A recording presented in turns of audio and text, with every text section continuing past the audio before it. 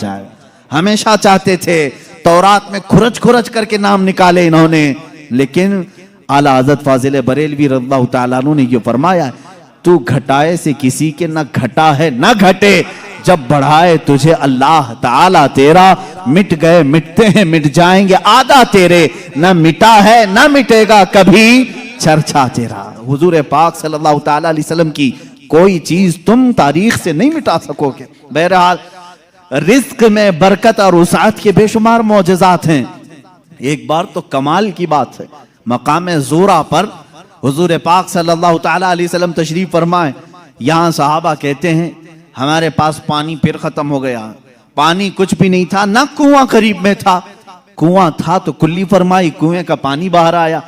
حضرت موسیٰ علیہ السلام کا معجزہ یاد ہوگا آپ کو. آپ نے لکڑی سے پتھر پر مارا ایک مرتبہ، 12 چشمے باہر نکلے. قرآن پاک میں ہے، قرآن نے فرمایا فَانْفَجَرَتْ مِنْهُ اثْنَتَا عَشْرَةَ عَيْنًا، 12 چشمے پانی کے نکلے تھے. اور اس لیے کہ ان کی امت میں 12 قبیلے تھے، 12 قبیلوں کے لیے 12 چشمے نکل گئے. کس چیز سے موسیٰ علیہ السلام نے مارا؟ اپنے عصا سے. کس پہ مارا؟ پتھر پہ. پتھر سے 12 چشمے نکلے. مصطفیٰ کریم صلی اللہ تعالیٰ علیہ وسلم سفر میں، صحابہ تشریف لائے، شکایت کی پانی کی. اللہ اللہ، میں یہاں پر عقیدے پر قربان جاؤں صحابہ کے، ان سے کیوں نہیں کہتے پانی برسانا پانی دینا اللہ کا کام ہے؟ وہ صحابہ حضور کے پاس بار بار کیوں آ جاتے تھے؟ کھانا نہیں ہے تو حضور کے پاس، پانی نہیں ہے تو حضور کے پاس، بیماری ہے تو حضور کے پاس. اس لیے کہ انہی صحابہ کا عقیدہ بریلی کے امام نے لیا ہے، جن کا کہنا تھا شافی و نافی ہو تم، وافی و کافی ہو تم، درد کو کر دو دوا، تم پہ کروڑوں درود. آنکھ عطا کیجئے اس میں ضیاء دیجئے، جلوہ قریب آ گیا تم پہ کروڑوں درود. وہ مانگنے کے لیے آتے تھے میرے آقا صلی اللہ علیہ وسلم کی بارگاہ میں، اور جنہوں نے کہا رسول اللہ سے مانگنا حرام ہے، معاذ اللہ رب العالمین، ان کو اللہ تعالیٰ نے ایسوں کا محتاج بنایا، در در کی ٹھوکریں کھاتے ہوئے آج بھی ذلیل و خوار ہے. اسی لیے میرے امام نے کہا ہے جو تیرے در سے یار پھرتے ہیں در بدر یوں ہی خار پھرتے ہیں، در بدر یوں ہی خار پھرتے ہیں. ہمیں فخر ہے اس بات پر ہم محتاج ہیں تو مدینے کے تاجدار کے رسول کریم صلی اللہ تعالیٰ علیہ وسلم سے مانگیں گے.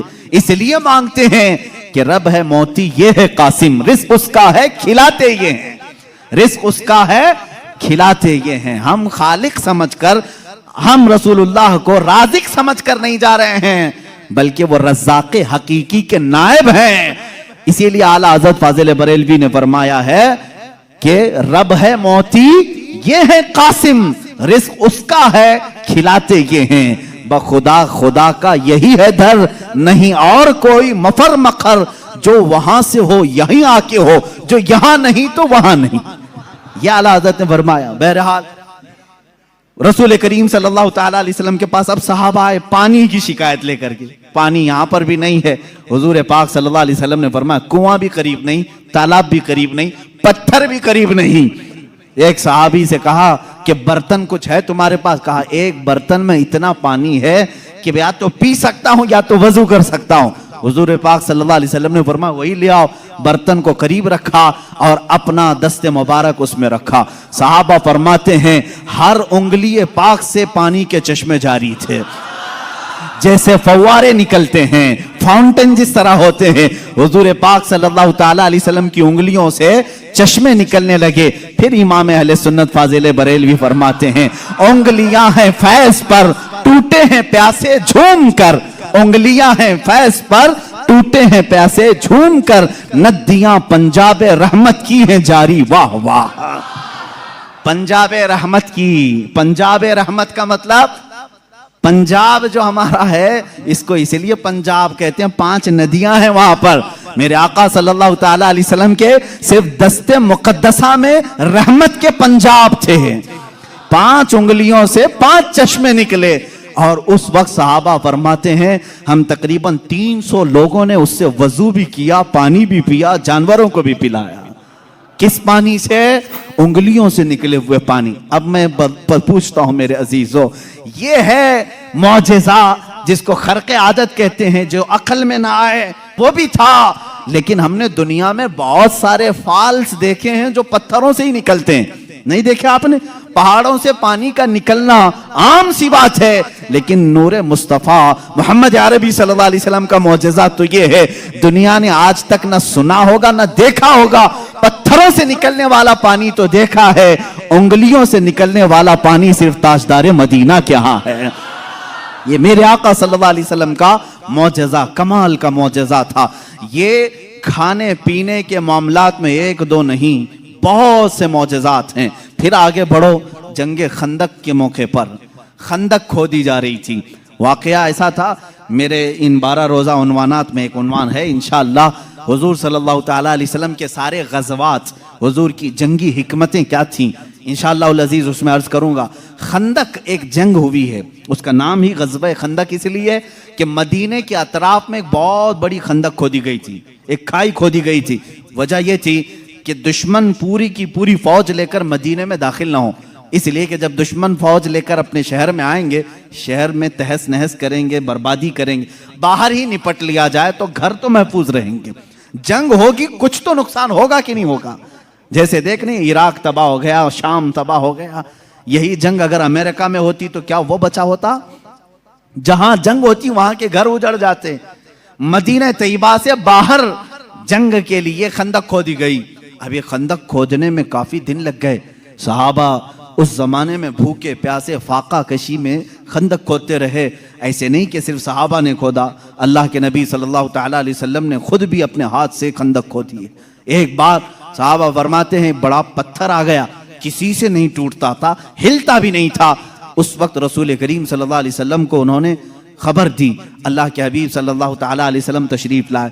میرے عزیزوں، میرے آقا کا ایک معجزہ یہ بھی تھا، جتنے صحابہ تھے ان کے پاس جتنی طاقت تھی، سب سے زیادہ طاقت میرے مصطفیٰ کے پاس بھی تھی۔ حضور پاک صلی اللہ تعالیٰ علیہ وسلم نے اپنے زمانے کے نامور پہلوان ابو دجانہ یا کچھ اور نام ہے میں بھول رہا ہوں، حضور صلی اللہ تعالیٰ علیہ وسلم نے اس کے ساتھ کشتی لڑی جس کو پورے عرب نے کبھی نہیں پچھاڑا تھا۔ 3 مرتبہ حضور پاک نے اس کو پیٹ لگا دیا تھا۔ حضور اکرم صلی اللہ تعالیٰ علیہ وسلم اپنے ہاتھ میں کدال لے کر کے اس پتھر کو نکالنے آئے، ایک اس پر ماری ضرب، چنگاری اچھلی اور روشنی آئی۔ اللہ کے حبیب صلی اللہ علیہ وسلم نے فرمایا الحمدللہ۔ دوسری ماری، پھر کہا الحمدللہ۔ تیسری مرتبہ وہ پتھر ٹوٹ کر ٹکڑے ہو گیا، نکل گیا۔ صحابہ نے پوچھا کہ حضور، آپ نے پتھر پر جب بھی کدال ماری چنگاری نکلی، آپ نے زبان سے کچھ کہا؟ ہاں، جب پہلی مرتبہ میں نے کدال ماری میں نے دیکھا ایران فتح ہو چکا ہے۔ کدال یہاں مدینے میں ماری جا رہی ہے اور خبر ایران کے فتح ہونے کی دی جا رہی۔ دوسری کدال ماری، حضور پاک صلی اللہ تعالیٰ علیہ وسلم نے فرمایا یمن فتح ہو چکا ہے۔ بعض روایات میں الگ الگ ملکوں کے نام مجھے ملے، بحرین کے محلات کو فتح ہوتے ہوئے میں نے دیکھا۔ حضور اکرم صلی اللہ تعالیٰ علیہ وسلم نے 3 ضربوں میں اس پتھر کو ختم کر دیا، اور اسی وقت ایران کے، ملک روم کے اور بحرین کے فتح ہونے کی بشارتیں دی۔ یہاں تک ایک حدیث میں ہے قسطنطنیہ، استنبول کے فتح ہونے کی خبر دی، جو حضور پاک صلی اللہ تعالیٰ علیہ وسلم کے وصال کے 800 سال کے بعد فتح ہوا، اور الحمدللہ اسلام کے زیر نگیں آیا۔ جہاں جہاں کی خبریں حضور نے دی تھی سب ملک فتح ہوئے، آج بھی وہ دائرہ اسلام میں ہیں، آج بھی مسلمانوں کے زیر نگیں ہیں۔ اب یہاں پر جو معجزہ ہوا، ایک تو پتھر کا ٹوٹنا اور غیبی خبریں دینا، دوسری بات حضرت جابر رضی اللہ تعالیٰ عنہ ایک عزیز صحابی تھے، وہ آتے ہیں اپنی بیوی سے کہتے ہیں میں دیکھ رہا ہوں اللہ کے نبی صلی اللہ علیہ وسلم پیٹ پر پتھر باندھے ہوئے۔ کیوں باندھا جاتا تھا اس وقت؟ اس لیے کہ پیٹ اگر ڈھیلا رہے، بھوک کی شدت سے بار بار خواہش کھانے کی ہوتی رہے، اس کو ٹائٹ کر لیا جائے تو بار بار بھوک نہ لگے۔ یہ اس وقت معمول رہا ہوگا۔ اللہ کے نبی صلی اللہ علیہ وسلم نے بھی اپنے پیٹ پر پتھر باندھے۔ حضرت جابر کہتے ہیں مجھ سے دیکھا نہیں جا رہا ہے، اس حالت میں میرے آقا کام بھی کر رہے ہیں۔ جابر رضی اللہ تعالیٰ عنہ کا گھر وہاں سے قریب تھا خندق کے۔ ان کی بیوی سے انہوں نے کہا کچھ کھانے کو ہو تو بنا دو۔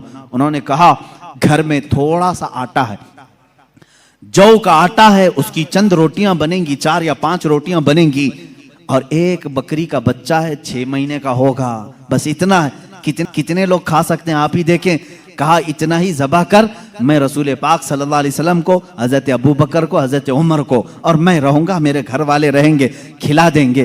وہ آئے، کان میں آ کر کے حضور سے کہا یا رسول اللہ صلی اللہ تعالیٰ علیہ وسلم، گھر میں ایک چھوٹا سا بکری کا بچہ ہے، ہم نے ذبح کیا ہے، تھوڑا سا آٹا ہے، آپ ابو بکر عمر گھر پر تشریف لائیں۔ اللہ کے نبی صلی اللہ علیہ وسلم نے دعوت قبول کر لی، کہا جابر جاؤ تم کھانا بناؤ، لیکن جب تک میں نہ آؤں ہانڈی چولہے سے نہ اتارو اور روٹیوں کے ٹکڑے نہ کرو۔ حضور پاک صلی اللہ علیہ وسلم کی یہ بات سن کر کے وہ جانے لگے تھے، ابھی حضور نے پلٹ کر جتنے صحابہ تھے کہا اے میرے صحابہ، جابر کے گھر میں سب کی دعوت ہے، چلو۔ جابر کے گھر میں دعوت، 1500 صحابہ تھے، 1500 صحابہ۔ حضرت جابر گھبرا گئے، دوڑتے ہوئے آئے، اپنی بیوی سے کہا اے خاتون بڑا غضب ہو گیا، میں نے 3 کو دعوت دی تھی، حضور نے 1500 کو بلایا ہے۔ ان کی شریک حیات ایک صحابیہ تھی، توکل کے اعلیٰ درجے پر تھی، پوچھتی ہیں اے جابر آپ نے بلایا ہے یا رسول اللہ نے بلایا ہے؟ حضرت جابر کہتے ہیں میں نے کسی کو نہیں بلایا، رسول اللہ نے بلایا ہے۔ کہتے ہیں پھر فکر چھوڑو، جنہوں نے بلایا وہی کھلائیں گے، جنہوں نے بلایا وہی کھلائیں گے، ہم کو اس بات کی کیا فکر ہے، ہمیں تو کھانا بنانا ہے، وہ آئیں گے، جس کو انہوں نے دعوت دی وہ کھلائیں گے، ہم نے 3 کو دعوت دی، ہم 3 کو کھلائیں گے، رسول نے جتنوں کو دعوت دی وہ ان کو کھلائیں گے۔ یہ خاتون کا عقیدہ دیکھیں، صحابیہ ہیں۔ حضرت جابر رضی اللہ تعالیٰ عنہ فرماتے ہیں گھر میرے آقا تشریف لائے، گھر میں بیٹھنے کی جگہ بھی 10 لوگوں کی تھی، 10 لوگ بیٹھ سکتے تھے۔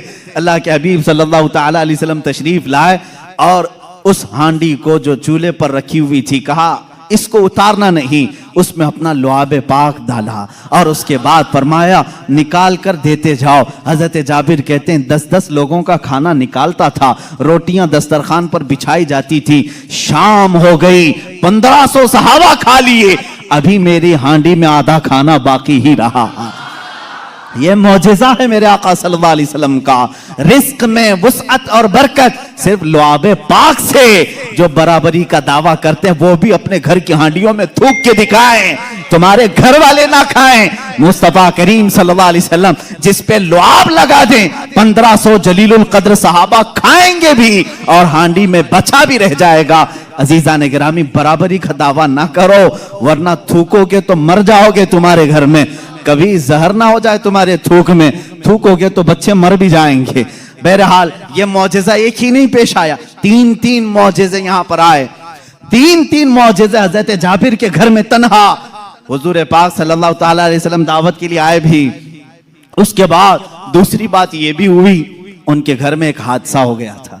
ان کے گھر میں حادثہ یہ ہوا، بکری کو ذبح کیا تھا باپ نے، حضرت جابر نے، ان کے 2 بچے تھے، دونوں بچوں نے دیکھا اور بڑے بچے نے چھوٹے بچے کو بلایا، میں تجھے دکھاتا ہوں ابا بکری کو ذبح کیسے کر رہے تھے۔ چھری لیا اور چھوٹے بیٹے کو ذبح کر دیا، گلا کاٹ دیا، اور جیسی خون نکلنے لگا ماں نے دیکھا، گھبرائی، بچے کو پکڑنے کے لیے کہ چاقو اس کے ہاتھ میں تھی، وہ دوڑتا ہوا چھت پر چڑھا اور پاؤں پھسلا، چھت سے گرا، نیچے گرتے ہی سر پر چوٹ آئی، وہیں فوت ہو گئے۔ ایک ساتھ 2 بچوں کا انتقال، کس وقت؟ جس وقت حضور کی دعوت گھر میں ہو رہی۔ حضرت جابر کو معلوم نہیں تھا، وہ کھانا بنانے کا حکم دے کر چلے گئے تھے، یہاں دونوں بچے فوت ہو چکے تھے، لیکن اس وفا شعار خاتون کے جذبے کو ہزاروں سلام۔ دونوں بچوں کی لاشوں کو اٹھائی، گھر کے ایک کونے میں لے کے آئی اور ان پر چادر ڈال دیا، کہا آج میں نہ روؤں گی نہ چیخوں گی، اس لیے کہ میرے گھر رسول خدا تشریف لا رہے ہیں، میں اپنے غم کو اس دعوت پر بھاری ہونے نہیں دوں گی۔ میرے عزیز، کسی ماں کا کلیجہ اگر برداشت کر سکتا ہے اپنے بیٹے کی موت کا غم، تو مجھے بتاؤ دنیا کی کوئی ایسی عورت۔ یہ وہ عورتیں تھیں جن کے متعلق قرآن نے کہا رضی اللہ عنہم ورضوا عنہ، اللہ ان سے راضی ہو گیا اور یہ اللہ سے راضی ہیں۔ یہ خاتون چادر اڑا کر کے دونوں بچوں کی لاش پر رکھی ہوئی ہیں۔ میرے آقا صلی اللہ علیہ وسلم جس وقت گھر میں آئے، کھانے کے لیے دسترخوان پر جب بیٹھے، آپ نے لقمے اٹھائے، اس کے بعد حضرت جابر سے کہا جابر تمہارے بچے نہیں دکھتے، کہاں ہیں؟ وہ بیمار تھے۔ بیوی سے آ کر کے کہا خاتون کہاں ہیں بچے؟ خاتون نے کہا وہ سو رہے ہیں، وہ سو رہے ہیں، آپ جائیں، حضور پاک صلی اللہ علیہ وسلم کے ساتھ بیٹھے ہیں۔ وہ آئے، کہا حضور وہ آرام کر رہے ہیں، سو رہے ہیں۔ हुजूर पाक सल्लल्लाहु अलैहि वसल्लम ने फरमाया जाओ उनको ढूंढ लाओ। दोबारा आए, खातून से कहा कि बच्चे कहाँ हैं? कहा आपको मालूम था वो बीमार थे। कहाँ वो बीमार थे? कहा अब वो बहुत अच्छी नींद में सोए हुए हैं, नहीं उठेंगे। खातून ये कह रही हैं, अपने शोहर को तक जाहिर नहीं किया। हजरत जाबिर दोबारा तीसरी बार मेरे आका सल्लल्लाहु अलैहि वसल्लम ने फरमाया जाबिर मुझे अल्लाह का हुक्म है कि मैं तेरे बेटों के साथ खाऊं। हुजूर पाक सल्लल्लाहु अलैहि वसल्लम दस्तरखान से उठ गए, खाना रखा हुआ था, अंदर खुद चल करके आए, खुद पूछा कि कहाँ सो रहे हैं, मुझे भी दिखा दो। हजरत जाबिर की खातून जो थी, बीवी थी, वो उस कमरे में ले गई, लाशों पर से चादर उठाया। हजरत जाबिर कहते हैं मैं देख करके दहल गया, बच्चों की लाशें हैं। अल्लाह के नबी सल्लल्लाहु ताला अलैहि वसल्लम करीब गए, दोनों बच्चों के हाथों को पकड़ा और कहा बहुत देर से हम तुम्हारे इंतजार में, उठो दस्तरखान बिछा है। दोनों बच्चे अपने कपड़े झाड़ते हुए खड़े हो गए। मूसा ईसा अलैहिस्सलाम के मुर्दों को जिंदा करने का मौजज़ा तुमने सुना होगा। नबी रहमत सल्लल्लाहु ताला अलैहि वसल्लम अपने गुलामों के घर में जो फौज शुदा शहजादे थे उन्हें जिंदा भी किया और अपने दस्तरखान पर बिठाया भी। और ये बच्चे सिर्फ थोड़ी देर के लिए जिंदा नहीं हुए थे, फिर एक लंबी जिंदगी इन्होंने गुजारी मेरे आका की सोहबत में और हदीसें भी रिवायत की। ये हुजूर अकरम सल्लल्लाहु अलैहि वसल्लम का मौजज़ा। दो मौजज़े एक ही घर में। तीसरा मौजज़ा ये है, ये रहमत आलम सल्लल्लाहु ताला अलैहि वसल्लम जिस घर पर जाएं उस घर के रहमो करम की बातें ना पूछो, वहां बरकत ही बरकत है। पूरा खाना खाकर जब सहाबा चले जा रहे थे, सारी हड्डियों को जमा किया। मेरे आका सल्लल्लाहु अलैहि वसल्लम ने फरमाया वही बकरी का 6 माह का बच्चा था। अल्लाह के नबी सल्लल्लाहु अलैहि वसल्लम ने कहा ए बकरी खड़ी हो जा। बकरी अपना कान झाड़ते हुए खड़ी हो गई। हजरत जाबिर को उनकी बकरी वापस दी गई। अजीजा ने गिरामी, ये मुस्तफा करीम सल्लल्लाहु ताला अलैहि वसल्लम के नाज हैं और उनके अंदाज हैं। जिस घर में गए सारों को खिलाया भी और खिलाने वाले के बच्चों को भी जिंदा किया, बकरी को भी जिंदा किया। तुम्हारा माल तुम्हें दे दिया गया और सबको खिला भी दिया गया। रिस्क में वुसअत व बरकत के एक दो नहीं बेशुमार मौजज़े हैं अल्लाह के नबी सल्लल्लाहु ताला अलैहि वसल्लम के। मेरे अजीजों, इनके अलावा जो मौजज़ात बड़े हैं, जिसको शक्कुल कमर का मौजज़ा कहा गया है और रद्दे शम्स का मौजज़ा कहा गया है। शक्कुल कमर चांद के टुकड़े कर देना, रद्दे शम्स सूरज को फेर देना, ये बड़े मौजज़ात में से है जिनके तज़किरे अहादीस की किताबों में है और सही अहादीस में मौजूद है। मक्का मुकर्रमा में भी जादूगर थे, लोग जादू समझते थे। उस वक्त अल्लाह के नबी सल्लल्लाहु ताला अलैहि वसल्लम से कई लोगों ने जिन जिन मौजज़ात का सवाल किया, हुजूर पाक ने वो उन्हें करके दिखाया। एक अराबी शख्स, एक देहाती आया और उसने कहा ऐ मोहम्मद अरबी सल्लल्लाहु ताला अलैहि वसल्लम, मैं आपको अल्लाह का रसूल कैसे मान लूं? मेरी अकल है, आप किसी उस्ताद के पास नहीं गए, मैंने कभी आपके मुतालिक सुना नहीं कि कोई उस्ताद आपको पढ़ाया, फिर भी आपके जुबान से जो अल्फाज निकलते हैं वो कमाल के हैं। बहरहाल मैं आपको अल्लाह का रसूल कैसे तस्लीम करूं? हुजूर पाक सल्लल्लाहु ताला अलैहि वसल्लम ने उससे पूछा कि क्या मैं तुझे ये सामने वाले दरख्त से कहलवा दूं कि मैं अल्लाह का रसूल हूं, तू मान लेगा? उसने कहा हाँ मान लूंगा, दरख्त भला बात भी कर सकता है। हुजूर पाक सल्लल्लाहु अलैहि वसल्लम ने फरमाया जा उस दरख्त से कह दे अल्लाह के रसूल बुला रहे हैं। हुजूर ने नहीं बुलाया, उस देहाती से कहा, ये बात तवज्जो चाहता हूं, इस नुक्ते को समझो। हुजूर हुक्म दे दरख्त आ जाना चाहिए ना। हुजूर ने फरमाया उस देहाती से जो देखने आया था, जा तू खुद बोल कि अल्लाह के रसूल बुला रहे हैं। वो गया देहाती, दरख्त को मुखातिब करके कहा ऐ दरख्त तुझे अल्लाह के रसूल बुला रहे हैं। हदीस पाक में वो दरख्त अपने जड़ों समेत बाहर आया, काफी बड़ा दरख्त है और झूमते हुए जैसे पिंडलियों पर इंसान चलता है, बारगाह मुस्तफा में आया और ऐसे झुका, रुकू में झुकता है और उसके बाद उस दरख्त से आवाज आने लगी अशहदु अन्नका रसूलुल्लाह, गवाही देता हूं कि आप अल्लाह के रसूल हैं। अल्लाह के नबी सल्लल्लाहु अलैहि वसल्लम ने फरमाया दरख्त तो अपने मकाम पर वापस चला जा। वो दरख्त फिर वहीं चला गया जहां था वहीं। आज भी मक्का मुकर्रमा में उस दरख्त की जगह पर एक मस्जिद बनाई गई है। ये तुर्कियों की बदौलत बनी थी। वहां गुफ्तगू करना ये मक्का वालों ने सुना भी है, فصیح عربی زبان میں ایک بھیڑیا گفتگو کر رہا تھا مکہ میں. ایک آدمی نے, مکے والے نے دیکھا بھیڑیا گفتگو کر رہا ہے عربی میں, اس کا شکار اس نے چھین لیا تھا. اس نے کہا اللہ نے جو مجھے رزق دیا تو نے چھین لیا. اس نے پلٹ کر کے کہا کیا جانور بھی عربی بولتے ہیں؟ اس بھیڑیے نے جواب کیا دیا سنی. اس بھیڑیے کا جواب وہ عاشق رسول ہوگا. اس نے کہا اے نادان, جانور کا بات کرنا اتنے تعجب کی بات نہیں, اس سے بڑے تعجب کی بات تو یہ ہے اللہ کا سب سے مقدس رسول مکہ میں ہے اور تو ایمان نہیں لاتا. اس سے بڑا تعجب یہ ہے. اسی سے سمجھ میں آتا ہے کہ جانور بھی یہ جانتے ہیں کہ اللہ کے رسول سب سے اعلیٰ و افضل ہیں, اشرف و اکمل ہے. عزیزان گرامی وقار, ایک بار ابو جہل نے پروپیگنڈا پھیلایا کہ آؤ دیکھتے ہیں محمد کی بہت صلی اللہ تعالی علیہ وسلم. بہت سارے لوگ قائل ہو گئے, یہ جو کچھ بھی دکھاتے ہیں زمینوں پر دکھاتے ہیں. خط لکھ کر کے یمن کے ایک بہت معزز شخص جن کو حبیب یمنی کہتے ہیں بلایا. ابو جہل کی اچھی دوستی تھی, تجارت کی ساتھی داری رہی ہوگی. حبیب یمنی کو کہا ہمارے ہاں ایک ایسا شخص نکلا ہے جو ایسے ایسے دعوے کر رہا ہے, آؤ. اس حبیب نے کہا میں تو اپنی آنکھوں سے آ کر کے دیکھوں گا, اگر وہ جادوگر ہے تو میں سمجھ جاؤں گا کہ وہ کیسے جادو کرتا ہے, مجھے بھی تھوڑا علم ہے. وہ شخص حبیب یمن سے نکل کر کے مکہ آیا. ابو جہل نے سارے لوگوں کو جمع کیا, محمد عربی صلی اللہ تعالی علیہ وسلم کے پاس آئے اور کہا اگر آپ اللہ کے رسول ہیں اور آپ جو کچھ دکھاتے یہ معجزہ ہے تو اب ہمیں زمینی معجزہ, زمینی کرتب کی ضرورت نہیں. اس لیے کہ مکہ والوں کا یہ عقیدہ تھا جادوگر جو بھی دکھا سکتا ہے وہ زمین پہ, آسمان پہ نہیں دکھائے گا. آسمان پہ جادو نہیں چلتا. آج بھی کوئی جادوگر آسمان پہ جادو کر کے دکھائے نہیں چلے گا. انہوں نے کہا زمین کی بہت ساری چیزیں دیکھی, آسمان پہ کچھ دکھاؤ. یہ 14ویں کا چاند اس رات چمک رہا تھا. حضور پاک صلی اللہ تعالی علیہ وسلم نے فرمایا کہ اگر میں اس چاند کو 2 ٹکڑوں میں تبدیل کر دوں تو اس شخص نے کہا حبیب جو یمن سے آیا تب تو ہم آپ کو اللہ کا رسول مان لیں گے, اگر آپ کا حکم آسمانوں پر بھی چلتا ہے. حضور پاک صلی اللہ تعالی علیہ وسلم جبل ابو قبیس ایک پہاڑی ہے مکہ میں, اس کے نیچے کھڑے تھے, سارا مجمع تھا.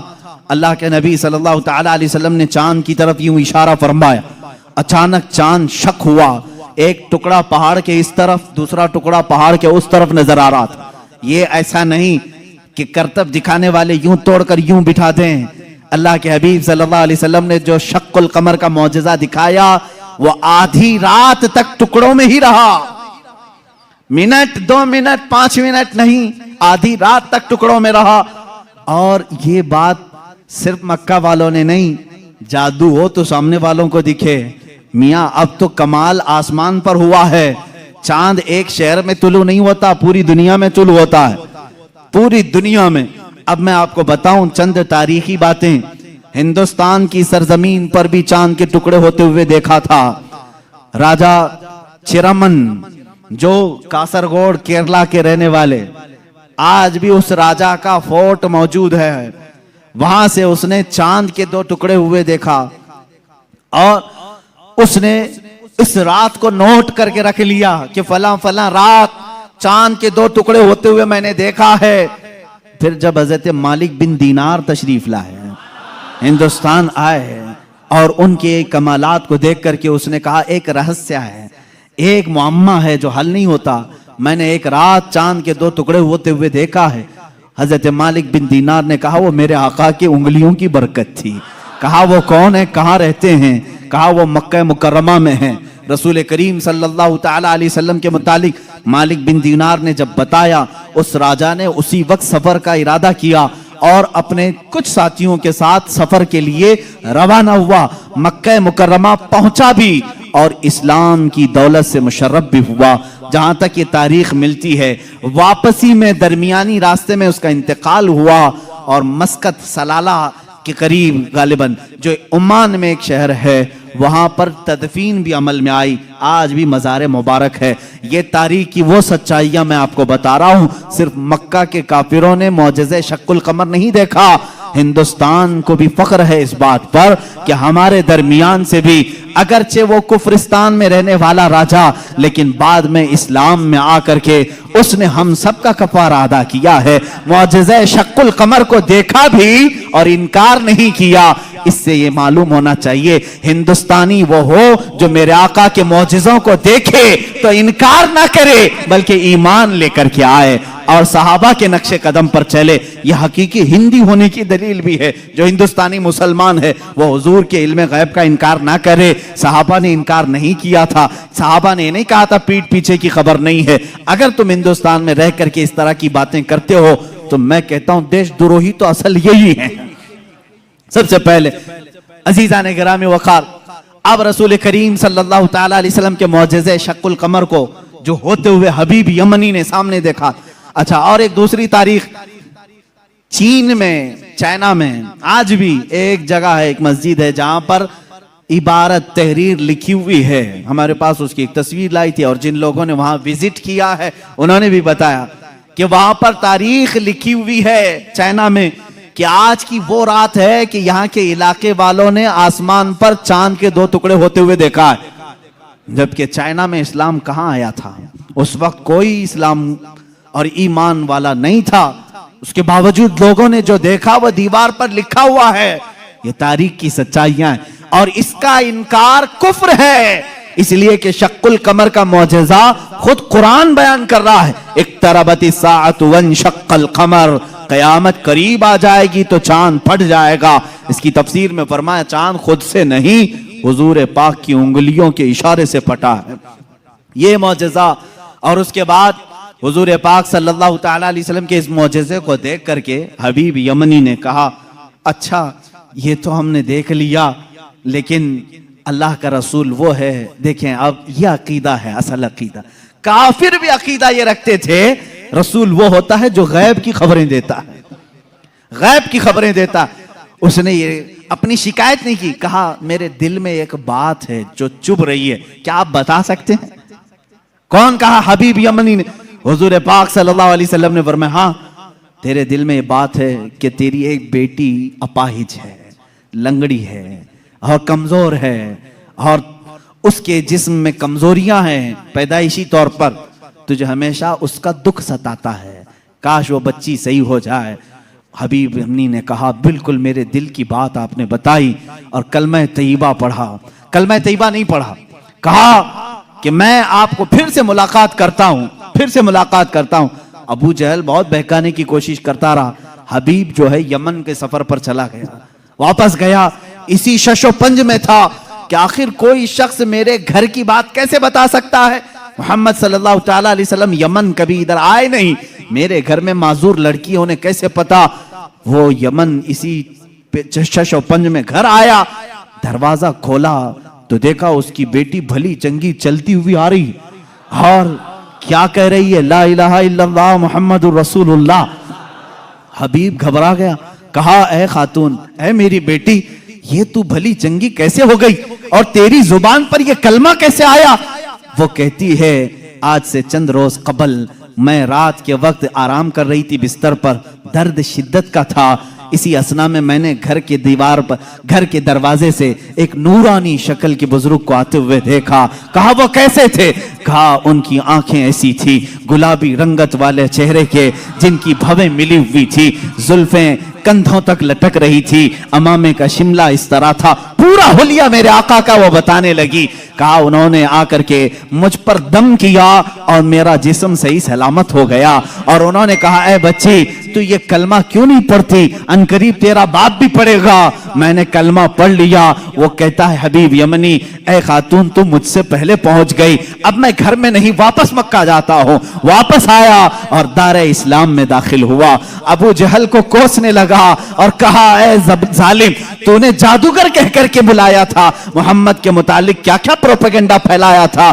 اور ابو جہل سے کہا بات تو اچھی ہی ہے تیری. تو نے جادو دکھانے کے لیے بلایا تھا لیکن میں تو ایمان کا سرشتکار ہو گیا. میں ایمان کے پیکر میں ڈھل گیا. اللہ کا احسان ہے میرے عزیزو. یہ میرے آقا صلی اللہ تعالی علیہ وسلم کا ایک معجزہ دکھانے کے لیے لوگوں نے کہا तीन मौजिज़े उस वक्त दिखाए, चांद के टुकड़े भी किए, उसकी बेटी के घर में उसको सेहत भी दिया और फिर उसको ईमान की दौलत से भी नवाजा। अजीज़ान गिरामी, हुजूर अकरम सल्लल्लाहु तआला अलैहि वसल्लम के जो कमालात और मौजिज़ात इल्म गैब से मुताल्लिक हैं, वो तो एक अलग टॉपिक है। मेरे आका क्या क्या जानते थे, क्या क्या नहीं जानते थे, ये हम सबको कहना ही नहीं चाहिए। पहली बात, तुम होते कौन हो हुजूर का इल्म नापने वाले? तुम ये कहोगे हुजूर को ये नहीं मालूम था, ये नहीं मालूम था, ये नहीं मालूम था। तुझे क्या क्या मालूम है? अल्लाह के हबीब सल्लल्लाहु तआला अलैहि वसल्लम के मुतालिक बाज लोग कहते हैं हुजूर ये नहीं जानते थे, हुजूर ये नहीं जानते थे। जालिमों, जरा अपने इल्म की खैर मनाओ, अपने ईमान की खैर मनाओ कि अल्लाह के नबी सल्लल्लाहु अलैहि वसल्लम को कुरान कह रहा है वअल्लमका मा लम तकुन तअलम, ऐ रसूल हमने आपको वो सब सिखा दिया जो आप नहीं जानते थे। अब अल्लाह ने क्या क्या सिखाया, पहले अल्लाह से पूछ के आओ, ऐ रब तू अपने नबी को क्या क्या सिखाया है? अल्लाह रब्बुल इज्जत जाने और उसका रसूल जाने कि वो क्या सिखाया और इन्होंने क्या सीखा है। बहरहाल हुजूर अकरम सल्लल्लाहु तआला अलैहि वसल्लम का एक और मौजज़ा मैं अर्ज करूं, उसके बाद मैं अपनी गुफ्तगू को समेटता हूं। चांद का शक होने का मौजज़ा। दुनिया में दो बड़ी चीजें हैं जो ताकतवर, एक चांद और एक सूरज। चांद तक पहुंचने के दावे तो किए नासा वालों ने, और सूरज पर पहुंचने की कोशिश कर रहे हैं, लेकिन जल रहे हैं, परेशान हो रहे हैं। लेकिन जाहिर सी बात है उसका जो वॉल्ट है वो तो तुम जला देगा। अभी पहुंचे नहीं है। चांद में पहुंचे थे या फिर फिल्म यहीं से बनाए थे, इस पर भी बहुत सारे डिबेट चल रहे हैं। बहुत सारे लोग, इन्हीं के लोग मानते भी नहीं चांद पर तुम गए नहीं थे, फलां स्टूडियो में खड़े होकर के सब फोटो बना करके लाए हो। आज मेरी गुफ्तगू का यह हासिल नहीं है, आज मेरा वो टॉपिक नहीं है। वो पहुंचे थे कि नहीं पहुंचे थे उससे मेरे ईमान का ताल्लुक भी नहीं। हाँ, हमको इतना मालूम है कि मेरे आका सल्लल्लाहु अलैहि वसल्लम मक्का की जमीन पर खड़े होकर के भी इशारा कर दें तो चांद टुकड़े हो जाए। और साइंसदानों ने जो तहकीक की है चांद के मुतालिक, इंग्लैंड का एक साइंटिस्ट है, उसने कहा है चांद के मुतालिक जो हमारे पास फुटेज आए हैं, बहरहाल या जो कुछ भी, इससे ऐसा लगता है कि किसी जमाने में इसमें दरार पड़ी थी, इसमें कभी दरार पड़ी थी, कभी ये टूटा था। उनको मालूम नहीं तोड़ा किसने था। बहरहाल वो भी मेरा टॉपिक नहीं है। आज साइंस और साइंटिस्ट ये भी हमारा टॉपिक नहीं, लेकिन जब बात आएगी इंशाल्लाह अर्ज करेंगे। अब सूरज की तरफ चलते हैं। बात ये थी मौला अली करमल्लाहु वजहुल करीम रसूल करीम सल्लल्लाहु तआला अलैहि वसल्लम के साथ एक मकाम पर आराम फरमा रहे थे, जिसको सहबा का मकाम बताया गया। इमाम जलालुद्दीन सुयूती रहमतुल्लाह तआला अलैह ने भी इस हदीस को नकल फरमाया। फरमाते हैं हुजूर पाक सल्लल्लाहु तआला अलैहि वसल्लम ने असर की नमाज अदा की और हजरत अली को कहा बैठ जाओ, और उनकी गोद में अपना सर मुबारक रखा और सो गए। अल्लाह के हबीब जब आराम फरमाते सहाबा बहुत खामोश हो जाते। हजरत अली ने ये कहा भी नहीं कि मेरी नमाज अभी हुई नहीं, अल्लाह के नबी आराम फरमा रहे थे। हजरत अली इंतजार में रह गए, क्या आप बेदार होंगे तो उठूंगा असर पढ़ लूंगा, लेकिन इसी इंतजार में सूरज गुरूब हो गया। हजरत अली को दुख हुआ कि मेरी नमाज छूट गई, लेकिन मेरे अजीजों अकीदा तो मौला अली का है, अकीदा तो मौला अली का है कि नमाज अल्लाह की है, फर्ज है। और यहां रसूल पाक सल्लल्लाहु अलैहि वसल्लम आराम कर रहे हैं, उठा देना चाहिए था, मेरे मौला की नमाज है, मैं पहले नमाज पढ़ लूं। लेकिन वो सहाबी थे, वहाबी नहीं थे। हुजूर पाक सल्लल्लाहु तआला अलैहि वसल्लम से उन्होंने सुना था अगर नमाज के दौरान भी रसूल तुम्हें बुला ले, नमाज छोड़कर तुम्हें रसूल की बात पर आना है। कुरान कहता या अय्युहल्लज़ीना आमनू इस्तजीबू लिल्लाह व लिर्रसूल इज़ा दआकुम। साहबी नमाज पढ़ रहे हैं, हुजूर ने पुकार लिया उनको, आ जाना है, उनको हुक्म है शरीयत का, वो आ जाएं। हुजूर ने फरमाया जाओ बाजार में सामान लेकर के आओ, फलां को दे दो, फलां को दे दो। सब काम कर लिया, वापस आए तो क्या करें? फरमाया अगर 2 रकात हुई थी तो बाकी की 2 रकात वहीं से कंटिन्यू करें, वो बातिल नहीं हुई जो छोड़ कर गया था। क्यों? इसलिए कि वो जो छोड़ कर गया था किसी ऐरे गैरे के काम में नहीं, इताते रसूल में गया था। اس سے پتا چلتا ہے نماز اللہ رب العزت کا حکم بجا لانا ہے اور رسول کی اطاعت کے مطابق کرنا ہے۔ مولا علی اسی فارمولے پر عمل کر رہے تھے۔ ادھر اگر نماز قضا ہو گئی تو ادا کر لوں گا، حبیب کی نیند میں فرق آیا، کہیں گستاخی اور توہین ہو گئی تو ایمان میں فرق نہ آ جائے۔ مولا علی خاموش رہے۔ میرے آقا صلی اللہ علیہ وسلم بیدار ہوئے اور اللہ کے نبی صلی اللہ علیہ وسلم کیا نہیں جان رہے تھے حضرت علی کی نماز چھوٹ رہی ہے؟ کیا حضرت علی کی کیفیت کو نہیں دیکھ رہے تھے؟ دیکھا، پوچھا علی غمگین ہو؟ کہا اثر نہیں پڑی۔ اللہ کے نبی صلی اللہ علیہ وسلم نے پوری کائنات کو یہ درس دیا ہے اس دن، صرف مولا علی کے لیے نہیں، پوری کائنات کے لیے، کہ جو محبت مصطفیٰ میں چیزیں فنا ہوتی ہیں اللہ تبارک و تعالی زندگی میں اسے سورج بھی پلٹا کر کے ادا کر دیتا ہے۔ حضرت علی رضی اللہ تعالیٰ عنہ کے لیے حضور پاک صلی اللہ علیہ وسلم نے ڈوبے ہوئے سورج کی طرف اشارہ فرمایا اور کہا کہ جہاں تو ڈوبا ہے پلٹ آ۔ سورج پھر واپس طلوع ہوا۔ حضرت ام سلمہ رضی اللہ تعالیٰ عنہ حضور کی زوجہ ہیں، فرماتی ہیں ہم نے پہلی مرتبہ سورج کو پچھم سے پھر سے نکلتے ہوئے دیکھا، تھوڑی دیر کے لیے، ایسا نہیں کہ پورا نکلا، عصر کے مقام پر جو پیلا سورج ہوتا ہے وہیں تک آیا۔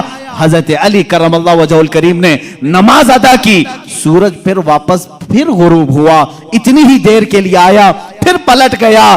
اسی لیے امام اہل سنت فاضل بریلوی رضی اللہ تعالیٰ عنہ فرماتے ہیں سورج الٹے پاؤں پلٹے چاند اشارے سے ہو چاک، سورج الٹے پاؤں پلٹے چاند اشارے سے ہو چاک، اندھے نجدی دیکھ لے قدرت رسول اللہ کی، اندھے نجدی دیکھ لے قدرت رسول اللہ کی، اشارے سے چاند چیر دیا، چھپے ہوئے خور کو پھیر دیا، گئے ہوئے دن کو عصر کیا، یہ تاب و تواں تمہارے لیے، زمین و زمان تمہارے لیے، مکین و مکان تمہارے۔ رسول کریم صلی اللہ تعالیٰ علیہ وسلم کے معجزات، سورج کا پلٹانا یہ میرے آقا کے عظیم معجزات میں سے ہے، عظیم معجزات میں سے۔ کس کے لیے پلٹایا گیا؟ مولا علی کرم اللہ وجہہ الکریم کے لیے۔ عزیزان گرامی، تاریخ میں، اب معجزات کی تاریخ میں بہت ساری چیزیں موجود ہیں، یہاں تک کہ مردوں کو زندہ کرنے والا جو معجزہ ہے، میں نے وہ بچوں کے متعلق بتایا۔ دوسری حدیث ہے، حضور پاک صلی اللہ تعالیٰ علیہ وسلم خود فرماتے ہیں میں حجون، مکہ کے قریب جو جنت المالا قبرستان ہے وہاں پر تھا، میں نے اللہ کی بارگاہ میں عرض کیا کہ مولا میرے ماں باپ کس حالت میں ہیں مجھے دکھا۔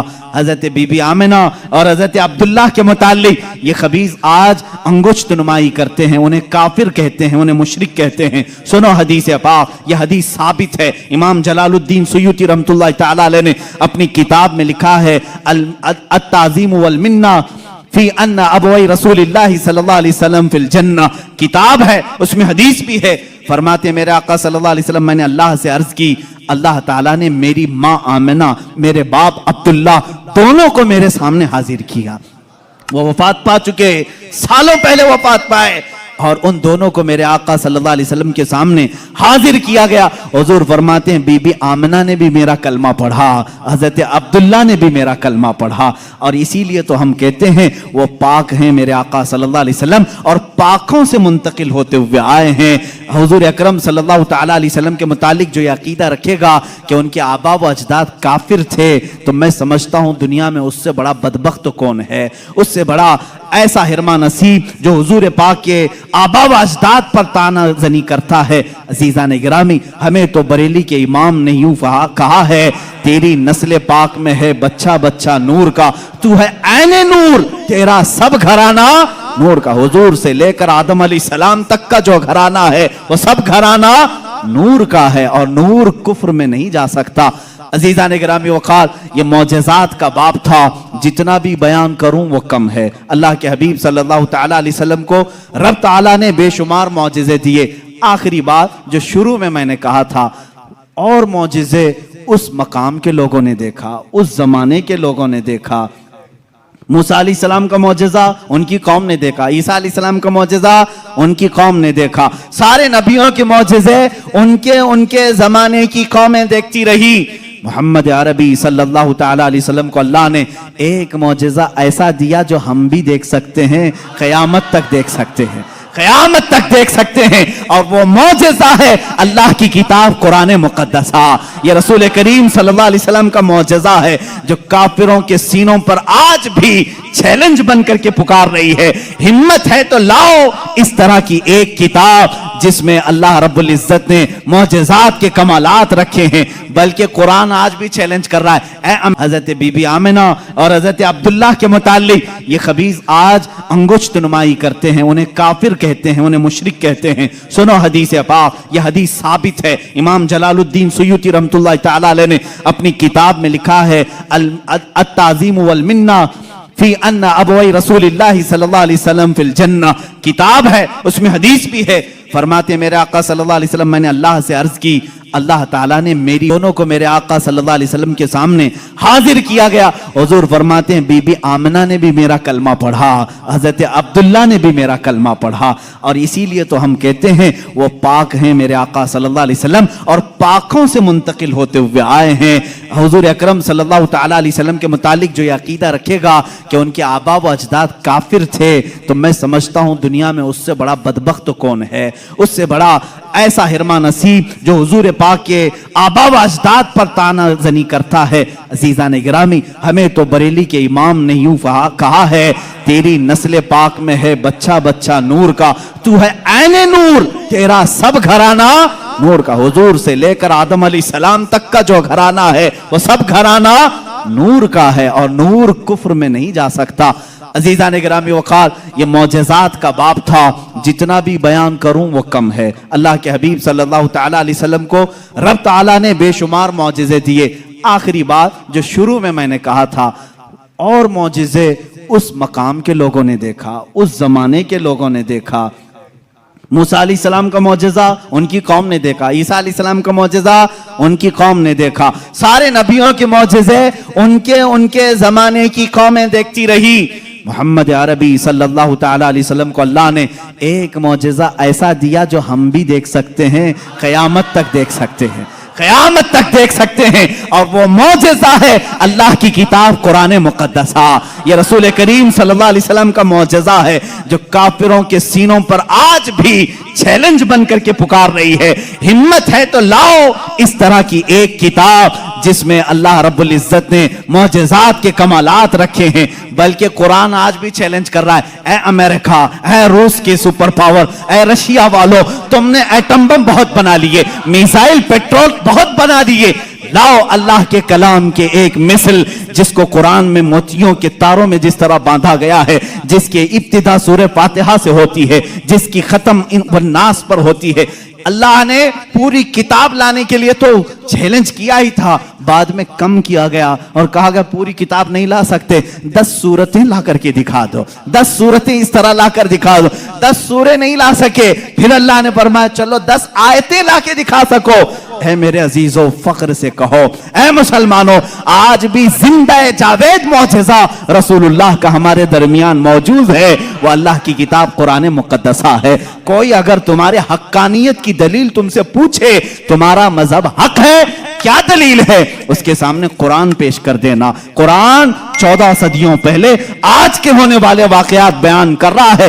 तेरे भी पास इसका कोई जवाब है तो ला करके दिखा दे, इसलिए कि रसूलुल्लाह का मौजज़ा है। दूसरा मेरी तरफ से चैलेंज है, सारे कंप्यूटर, सारे वेब, जितने भी इंटरनेट की दुनिया है, सारे हैकर जो इस जमाने में बड़ी बड़ी बैंकों को हैक करते हैं, सबसे मेरा चैलेंज है, आओ अल्लाह की किताब कुरान मुक़द्दसा को हैक करके दिखाओ और एक आयत हैक करके दिखाओ, मैं मान लूंगा। एक ज़बर हैक करके दिखाओ, नहीं कर सकोगे। तुमने दुनिया के बड़े बड़े पार्लियामेंट का डाटा चुराया होगा, अल्लाह के कलाम का एक ज़बर नहीं चुरा सकते। ये मेरा चैलेंज है, हैकर सब जमा हो जाओ, अल्लाह की किताब को हैक करके दिखाओ। इंशाअल्लाह अज़ीज़ सुबह क़यामत तक नहीं कर सकोगे। मुझ जैसे करोड़ों लोगों को अल्लाह ने पैदा किया जिनके सीनों में अल्लाह ने ये कुरान महफूज किया है। عزیزان گرامی وقار، یہ میرے مصطفیٰ کا زندہ جاوید معجزہ ہے، اس کو سینے سے لگاؤ، اس کو پڑھو بھی، اس پر عمل بھی کرو۔ مولا ہمیں دنیا میں قرآن کے ساتھ رکھے اور صاحب قرآن کی محبت کے ساتھ رکھے، جب قبر میں جائیں تو مولا ہمیں قرآن کے ساتھ قبر میں لے جائے اور صاحب قرآن کی زیارت نصیب کرے، جب حشر میں مولا ہمیں اٹھائے تو قرآن کے ساتھ اٹھائے اور صاحب قرآن تاجدار مدینہ کی شفاعت